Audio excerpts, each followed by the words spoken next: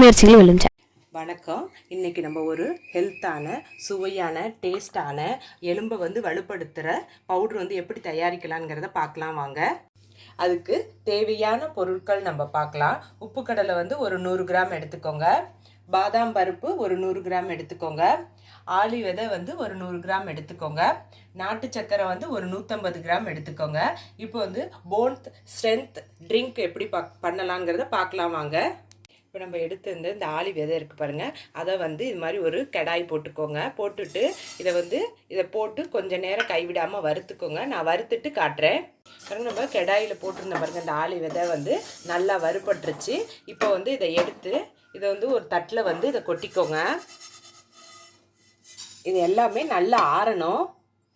இப்போ இந்த கடாயிலே நம்ம என்ன பண்ணிக்கலாம், பாதாம் பருப்பு எடுத்துருந்தேன் பாருங்கள், இந்த பாதாம் பருப்பை இதில் போட்டு வறுத்துக்கோங்க. நான் வறுத்துட்டு காட்டுறேன் பாருங்க. நம்ம பாதாம் பருப்பு போட்டிருந்தோம், அது நல்லா வறுபட்டுருச்சு.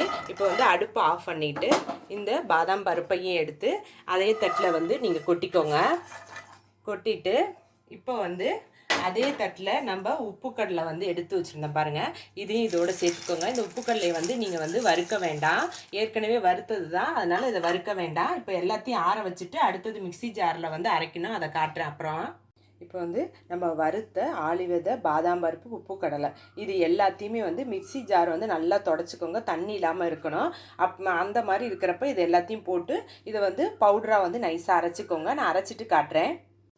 மிக்சி ஜாரில் போட்டிருந்தேன் பாருங்கள், அதை இந்த அளவுக்கு நைஸாக அரைச்சிக்கோங்க பாருங்கள். நம்ம எல்லாத்தையும் அரைச்சது எல்லாத்தையுமே இந்த கடாயிலே நான் போட்டுட்டு நம்ம நாட்டு சக்கரை எடுத்துருந்தேன் பாருங்கள், இந்த நாட்டு சர்க்கரையை இதில் போட்டுக்கோங்க. போட்டுட்டு மிக்ஸ் பண்ணிக்கோங்க. நான் மிக்ஸ் பண்ணிவிட்டு காட்டுறேன் பாருங்கள். எலும்பை வலுப்படுத்துகிற பவுட்ரு நமக்கு ரெடி ஆகிடுச்சு. இதை ஒரு காற்று புகாத ஒரு டப்பாவில் போட்டுக்கோங்க.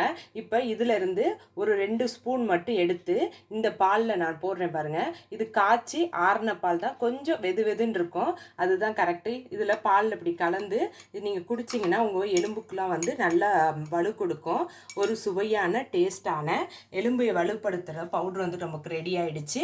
இந்த வீடியோவை பாருங்கள். இந்த வீடியோ உங்களுக்கு பிடிச்சிருந்துச்சுன்னா லைக் பண்ணுங்கள், ஷேர் பண்ணுங்கள். உங்கள் முயற்சிகள் வெல்லும் சேனலுக்கு சப்ஸ்கிரைப் பண்ணுங்கள். நன்றி.